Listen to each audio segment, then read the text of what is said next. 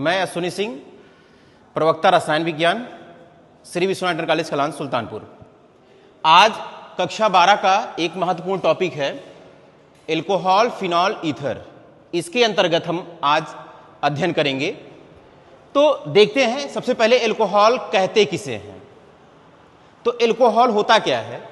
Aliphatic hydrocarbon,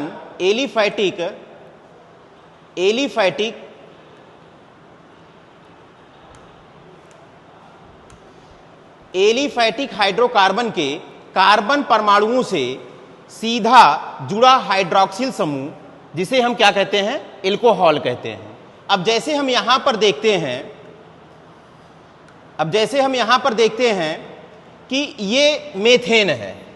methane में जब हम क्या करते हैं, एक ये हाइड्रोजन को हटा करके जब हम क्या करते हैं, हाइड्रोक्सी समूह जोड़ते हैं, तो हमें एल्कोहल प्राप्त होता है। ये आप क्या कर सकते हैं, ये एक कार्बन का भी हो सकता है, दो कार्बन भी, आप जो भी ले सकते हैं यहां पर।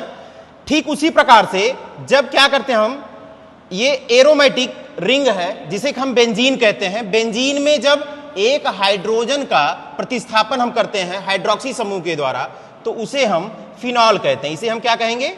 फिनॉल कहेंगे। जबकि यहां पर क्या होगा, ये एल्कोहल होगा, क्योंकि हमने क्या लिया है? एलिफैटिक हाइड्रोकार्बन यहां पर लिया है। और जबकि यहां पे हमने क्या लिया है? एरोमेटिक ये हाइड्रोकार्बन है। तो जब हमेशा याद रखेंगे, जब भी हम एलिफैटिक हाइड्रोकार्बन लेंगे, जब उसके हाइड्रोजन को प्रतिस्थापित हम करेंगे हाइड्रोक्सी समूह के द्वारा, तो उसके द्वारा हमें एल्कोहल प्राप्त होगा। जबकि हम जब एरोमेटिक हाइड्रोकार्बन को लेंगे और उसमें हम हाइड्रोजन का प्रतिस्थापन हाइड्रोक्सी समूह के द्वारा कराएंगे, तो हमें फिनॉल प्राप्त होता है। अब हम आगे देखते हैं, इसके आगे अब हाइड्रोक्सी समूह की संख्या के आधार पर इसे वर्गीकृत किया गया है एल्कोहलों को। अब इसको हम देखेंगे, जैसे हाइड्रोक्सी समूह की संख्या के आधार पर इन्हें 4 भागों में बांटा गया है। हाइड्रोक्सी समूह की संख्या के आधार पर इसे 4 भागों में बांटा गया है। सबसे पहला है मोनोहाइड्रिक एल्कोहल। सबसे पहला जो है मोनोहाइड्रिक एल्कोहल। तो मोनोहाइड्रिक एल्कोहल का मतलब है कि जब हम एलिफैटिक हाइड्रोकार्बन में एक हाइड्रोजन का प्रतिस्थापन जब एक ही हाइड्रोक्सी समूह के द्वारा करेंगे, तो उसके द्वारा हमें क्या प्राप्त होगा? जो भी प्राप्त होगा वो हमें ये मोनोहाइड्रिक एल्कोहल प्राप्त होगा। अब जैसे यहां पर हमने क्या लिया था? मेथेन का मतलब CH4। अब इसमें हम क्या कर रहे हैं? इसमें एक हाइड्रोजन को हम यहां से निकाल रहे हैं और एक OH को जब हम जोड़ेंगे तो हमें क्या मिलेगा? CH3OH, जो कि यहां पे बना हुआ है, जिसका कि नाम क्या दिया गया है? मेथेनॉल। जबकि अब हम यहां पर क्या देखते हैं, यहां पर क्या होगा कि जब हम एलिफैटिक हाइड्रोकार्बन में 2 हाइड्रोजन का प्रतिस्थापन 2 हाइड्रोक्सी समूह के द्वारा करेंगे, तो उसके द्वारा हमें क्या प्राप्त होगा? देखिए, जैसे यहां पे 2 कार्बन लिया गया था, अब यहां पर क्या होगा? यहां से देखिए, एक हाइड्रोजन को प्रतिस्थापित यहां हाइड्रोक्सी समूह के द्वारा किया गया है, दूसरा यहां पर दूसरे कार्बन को जो हाइड्रोजन का प्रतिस्थापन हाइड्रोक्सी समूह द्वारा किया गया है, इसको हम क्या नाम देंगे? एथिलीन ग्लाइकॉल इसका नाम देते हैं। फिर इसी के आधार पर देखते हैं तीसरा, कि जब एलिफैटिक हाइड्रोकार्बन में 3 हाइड्रोजन का प्रतिस्थापन 3 हाइड्रोक्सी समूह के द्वारा किया जाता है, तो हमें क्या प्राप्त होता है? देखेंगे, यहां पर 3 कार्बन था।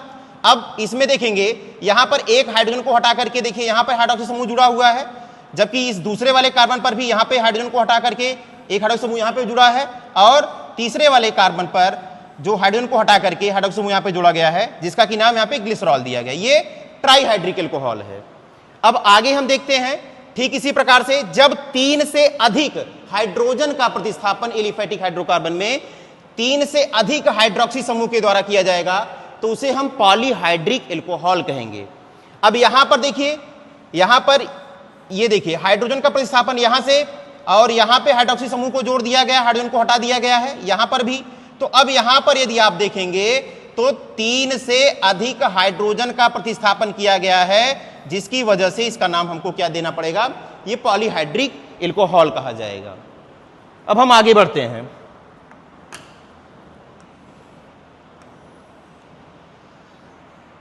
आगे देखते हैं कि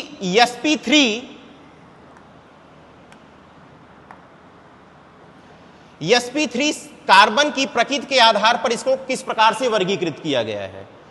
तो अब यहां पर देखिए, इसको 3 प्रकार से वर्गीकृत किया गया है। प्राथमिक एल्कोहल, द्वितीयक एल्कोहल और तृतीयक एल्कोहल। अब हम कैसे जानेंगे कि प्राथमिक एल्कोहल है कि द्वितीयक एल्कोहल है कि तृतीयक एल्कोहल है? अब यहां पर जो एल्कोहल लिया गया है, इस हाइड्रोक्सी समूह को आपको देखना है। हाइड्रोक्सी समूह जिस कार्बन से जुड़ा है, यदि इस कार्बन की एक वैलेंसी कार्बन से जुड़ी होगी तो उसे हम प्राथमिक एल्कोहल कहेंगे। फिर से एक बार बता देना है, हाइड्रोक्सी समूह जिस कार्बन से जुड़ा है, इसकी एक वैलेंसी कार्बन से जब जुड़ी रहेगी तो उसी को हम क्या बोलेंगे? इसको हम प्राथमिक एल्कोहल बोलेंगे। जैसे कि यहां पे हमने क्या लिया है? एथिल एल्कोहल लिया है, एथिल एल्कोहल। तो अब यहां पर सिंपल सी बात है, ये भी एलिफैटिक हाइड्रोकार्बन रहा होगा, इसमें भी एक हाइड्रोजन का प्रतिस्थापन हाइड्रोक्सी समूह द्वारा किया गया। अब ये हाइड्रोक्सी जिस कार्बन जुड़ा रहेगा उसकी वैलेंसी एक कार्बन जुड़ी रहेगी तो ये प्राथमिक एल्कोहल कहलाएगा। दूसरा देखते हैं द्वितीयक एल्कोहल। इसमें क्या रहेगा? इसमें हाइड्रोक्सी समूह जिस कार्बन से जुड़ा रहेगा, इसकी दो वैलेंसी किससे जुड़ी रहेगी? कार्बन से जुड़ी रहेगी। यहां पर एक देखिए मिसमैच हो गया है, यहां पे आर ही रहेगा, तो यहां पर एल्किल समूह से जुड़ा हुआ है, ये द्वितीयक एल्कोहल है। और तीसरा देखते हैं कि हाइड्रोक्सी समूह जिस कार्बन से जुड़ी रहेगी, इसकी तीन वैलेंसी किससे जुड़ी रहेगी? एल्किल समूह यहां पे लगाया गया है, ठीक उसी प्रकार से, यानी कार्बन से जुड़ी रहेगी। इसी को हम क्या बोलेंगे? तृतीयक एल्कोहल कहेंगे। धन्यवाद।